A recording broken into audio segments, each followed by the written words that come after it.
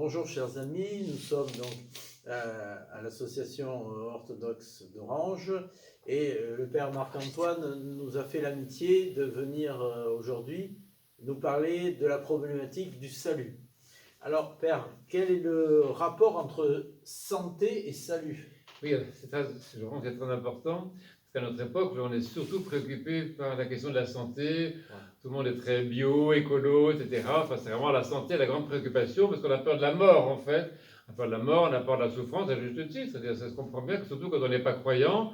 Donc la santé, ça devient vraiment très, très, très important. Et grâce à Dieu, on a une société qui nous aide, quand même beaucoup. Vraiment, le 21e siècle est magnifique. Je trouve qu'il y a beaucoup de possibilités pour l'être humain, quand même, de vivre sainement. Mais en même temps, disons, la question du salut reste comme une question évidente. Et c'est pas suffisant de s'occuper de la santé.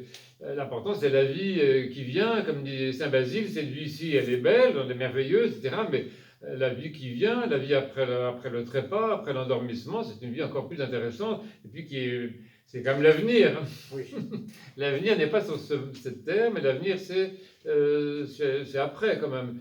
Donc c'est très important. Or le salut, donc, c'est vraiment pas seulement la santé, mais c'est le fait d'être arraché à la mort, arraché à la corruption, arraché à l'ignorance de Dieu surtout.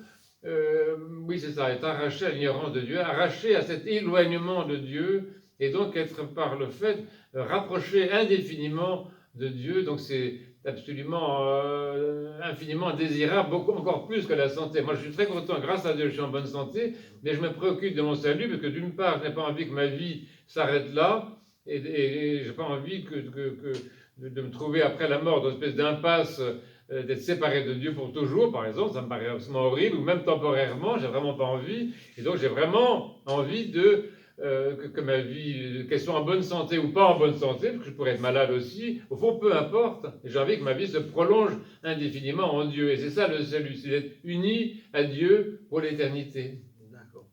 Et alors justement, les chrétiens donc se préoccupent de leur propre salut de façon individuelle, mais sont-ils aussi responsables du salut de l'humanité et peut-être de la création?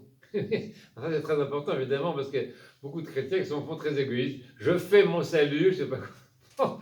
Dire c'est moi, et en fait celui qui dit je fais mon salut, il est en train de se priver du salut, parce qu'il est en train de s'enfermer dans une conception égocentrique de la vie future, qui est l'enfer en fait. Donc l'enfer pourrait être ça, un espèce d'égoïsme, un égoïsme indéfiniment prolongé, ce qui est horrible. C'est horrible parce que c'est une privation indéfinie de Dieu. Et donc finalement, la vraie perspective intéressante et gratifiante, c'est d'envisager le salut avec les autres, c'est le salut ensemble. Parce que l'être humain est une personne, et une personne, c'est une individualité en communion avec d'autres individualités. Donc pour moi, comme pour vous, le salut, c'est de sauver en communion avec toutes les autres personnes qui peuvent être sauvées également. Et ça va plus loin que ça. Parce que Saint Antoine disait que lui préfère sauver le dernier, que tous soient sauvés, et lui après. Donc ça, c'est très important. Il y a des saints qui ont eu un tel amour du salut d'autrui qu'ils auraient préféré même que leurs ennemis soient au paradis avant eux-mêmes. Donc ça, c'est très grand, c'est très profond. Ça veut dire que c'est des gens vraiment très, très ressemblants au Christ. Oui.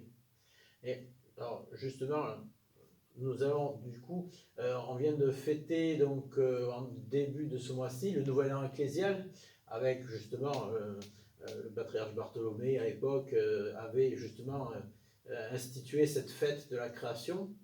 Mais alors justement, quel est le rôle des chrétiens dans le salut de toute la création justement, et avec la crise écologique que nous connaissons aujourd'hui? Voilà, c'est un peu l'élargissement de ce que je viens de dire. Je pense de même que les saints, disons, veulent être sauvés avec les autres, ou préféreraient même que les autres soient sauvés avant eux-mêmes pour être sûrs que tous entrent au paradis puis qu'ils entreraient le dernier. De même, je pense les saints, et nous essayons d'être comme ça, ont un grand sentiment de responsabilité par rapport à la création. Parce qu'au paradis, où nous étions tous, Dieu a dit à l'homme d'être responsable des créatures, de toutes les créatures.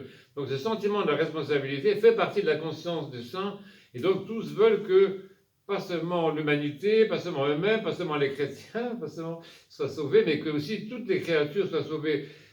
On ne peut pas supporter qu'une créature soit privée. Par exemple, Saint Basile, que j'aime beaucoup, il parle des animaux. Il dit, Quand tu penses aux chiens, j'aime beaucoup les chiens comme vous, et il dit les chiens, tu ne peux pas dire qu'un chien ne sera pas au paradis, c'est pas possible. Pourquoi? Parce qu'il y a deux chiens extraordinaires.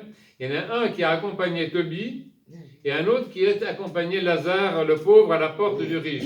Donc quand tu vois ces animaux-là, tu ne peux pas exclure du salut des créatures qui ont eu un petit peu d'amour ou même beaucoup d'amour. Donc finalement, cette conscience de saint, c'est que toutes les créatures peuvent ou sont appelées à participer au salut. Mais tout de suite, ça a des implications concrètes, c'est-à-dire que ça ne sert à rien de parler du salut de la création si on l'abîme tous les jours, si on laisse tourner son moteur, si on vidange son camion dans les champs, si on pollue la mer, enfin bon, il y a quand même des contradictions qui ne sont pas possibles. Donc je pense que le salut de la création, avec cette foi-là dans comment dire, la vocation de toute créature à participer à l'amour de Dieu, en fait, avec cette foi-là, disons, il y a des implications effectivement écologiques, une façon de se nourrir, une façon de cultiver, une façon d'élever, les formes d'élevage intensif qui sont vraiment, qui sont contre, enfin, que Dieu ne veut pas. Il y a des actions qui se font à l'égard des animaux, à l'égard des plantes et de la terre, la forêt amazonienne, sans parler du reste.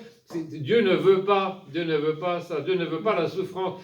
Dans l'Évangile, il y a un passage, on dit que les pierres crient de douleur.